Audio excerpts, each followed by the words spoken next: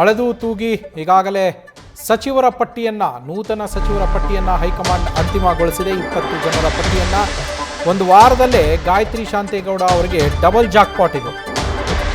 ಮೊನ್ನೆಯಷ್ಟೇ MLC ಸ್ಥಾನವನ್ನು ಪಡೆದಿದ್ರು, ಇದೀಗ ಮಂತ್ರಿಗಿರಿ ಕೂಡ ಅವರಿಗೆ ಒಲಿದು ಬಂದಿದೆ.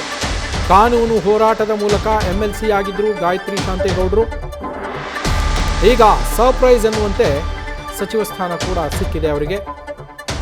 ಮಹಿಳಾ ಕೋಟಾದ ಅಡಿಯಲ್ಲಿ ಗಾಯತ್ರಿ ಶಾಂತೇಗೌಡ ಅವರಿಗೆ ಒಲಿದು ಬಂದಿರುವಂಥದ್ದು. ಒಂದೇ ವಾರದ ಅಂತರದಲ್ಲಿ ಇದು ಡಬಲ್ ಜಾಕ್ಪಾಟ್ ಗಾಯತ್ರಿ ಶಾಂತೇಗೌಡ ಅವರಿಗೆ.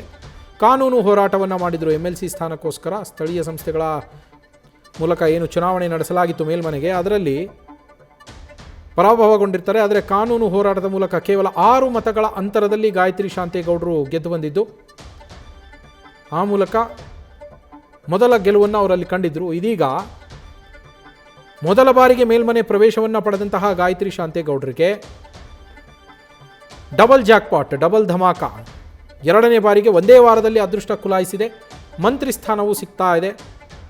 ಮಹಿಳಾ ಕೋಟಾದ ಅಡಿಯಲ್ಲಿ ಗಾಯತ್ರಿ ಶಾಂತೇಗೌಡ ಅವರು ಸಚಿವ ಸ್ಥಾನವನ್ನು ಅಲಂಕರಿಸ್ತಾ ಇದ್ದಾರೆ. ಇವತ್ತು ಸಂಜೆ ಪ್ರಮಾಣ ವಚನವನ್ನು ಅವರು ಕೂಡ ಸ್ವೀಕರಿಸಲಿದ್ದಾರೆ. PM ನರೇಂದ್ರ ಸ್ವಾಮಿ ಅವರು ಈಗ ನಮ್ಮ ಜೊತೆ ಫೋನ್ ಸಂಪರ್ಕದಲ್ಲಿದ್ದಾರೆ. ಸರ್ ನಮಸ್ಕಾರ. ನಮಸ್ಕಾರ. ಹೇಳಿ ಸರ್. ಕಂಗ್ರ್ಯಾಚುಲೇಷನ್ ಸರ್, ಮಂತ್ರಿ ಸ್ಥಾನ ಈಗ ನಿಮಗೂ ಕೂಡ ಒಲಿದು ಬರ್ತಾ ಇರುವಂಥದ್ದು. ತುಂಬಾ ಧನ್ಯವಾದ ಸರ್. ಹಿರಿಯ ರಾಜಕಾರಣಿ, ನಿಮಗೆ ಮೊದಲೇ ಒಂದು ನಿರೀಕ್ಷೆ ಇತ್ತಾ ಸರ್, ಈ ಬಾರಿ ಕ್ಯಾಬಿನೆಟ್ನಲ್ಲಿ ನಾನು ಇರ್ತೇನೆ ಅನ್ನೋ ನಿರೀಕ್ಷೆ ನಿಮಗಿತ್ತಾ? ನಾವು ನಿಷ್ಠಾವಂತ ಕಾಂಗ್ರೆಸ್ ಕಾರ್ಯಕರ್ತರು. ನಾನು ವಿದ್ಯಾರ್ಥಿ ದೆಸೆಯಿಂದ ಕಾಂಗ್ರೆಸ್ ಪಕ್ಷದಲ್ಲಿ ಬೆಳೆದವನು. ಹಾಂ ಸರ್. ಹಾಗಾಗಿ ರಾಹುಲ್ ಗಾಂಧಿ ಅವರ ನಾಯಕತ್ವ ಈ ರಾಷ್ಟ್ರದಲ್ಲಿ ಪ್ರತಿಷ್ಠಾಪನೆ ಮಾಡಬೇಕಾದಂತ ಜವಾಬ್ದಾರಿನಲ್ಲಿ ನಾವೆಲ್ಲರೂ ಒಗ್ಗಟ್ಟಾಗಿ ಅಣ್ಣ ತಮ್ಮಂದಿರಂತೆ ಪಕ್ಷವನ್ನು ಸದೃಢಗೊಳಿಸಿ ಮುಂದಿನ ಸಾಲಿನಲ್ಲಿ ನಮ್ಮ ನಾಯಕರಾದಂತ ರಾಹುಲ್ ಗಾಂಧಿ ಅವರು ಪ್ರಧಾನಮಂತ್ರಿ ಆಗುವಂತ ಕನಸಿಗೆ ನಮ್ಮೆಲ್ಲರ ಹೋರಾಟ ಇರುತ್ತದೆ. ಆ ಒಂದು ಜವಾಬ್ದಾರಿನಲ್ಲಿ ಸ್ಪಷ್ಟ ಜವಾಬ್ದಾರಿಯುತವಾದಂತ ಆಡಳಿತನ ನಮ್ಮ ಸರ್ಕಾರ ನೀಡೋದ್ರಲ್ಲಿ ನಾನು ಒಬ್ಬ ಪಾಲುದಾರನಾಗಿ ಆ ಜವಾಬ್ದಾರಿ ನಿರ್ವಹಿಸ್ತೀನಿ. Okay sir. Okay sir. Sir, ಇನ್ನೊಂದು ವಿಚಾರ ಏನು ಅಂದರೆ, ಮಂಡ್ಯಕ್ಕೆ 2 ಸಚಿವ ಸ್ಥಾನ ಈ ಬಾರಿ ಸಿಕ್ಕಿರುವಂಥದ್ದು. ಮಂಡ್ಯದಲ್ಲಿ 6 ಜನ ಗೆದ್ದಿದ್ವಿ. ನಮಗೆ 5 ಸೀಟ್ ಗೆದ್ರೆ 2 ಮಂತ್ರಿ ಕೊಡ್ತೀವಿ ಅಂತ ಪಕ್ಷ ನಮ್ಮ ಮೊದಲೇ ಹೇಳಿತ್ತು. ಓಕೆ. ಅದರಂತೆ ಪಕ್ಷ ತನ್ನ ಮಾತನ್ನು ಉಳಿಸ್ಕೊಂಡಿದೆ. ನಮ್ಮ ನಾಯಕರಾದಂತಹ ರಾಹುಲ್ ಗಾಂಧಿ ಅವರು, ಮಲ್ಲಿಕಾರ್ಜುನ್ ಖರ್ಗೆ ಅವರು, ಸಿದ್ದರಾಮಯ್ಯನವರು, DK ಶಿವಕುಮಾರ್ ಅವರು ನಮ್ಮ ಮೇಲೆ ಏನು ಭರವಸೆಯನ್ನು ಇಟ್ಟಿದ್ದಾರೆ, ಆ ಭರವಸೆಯನ್ನ ಹುಸಿಯಾಗದ ರೀತಿಯಲ್ಲಿ ಪ್ರಾಮಾಣಿಕವಾದಂತ ಆಡಳಿತವನ್ನ ನೀಡ್ತೇವೆ.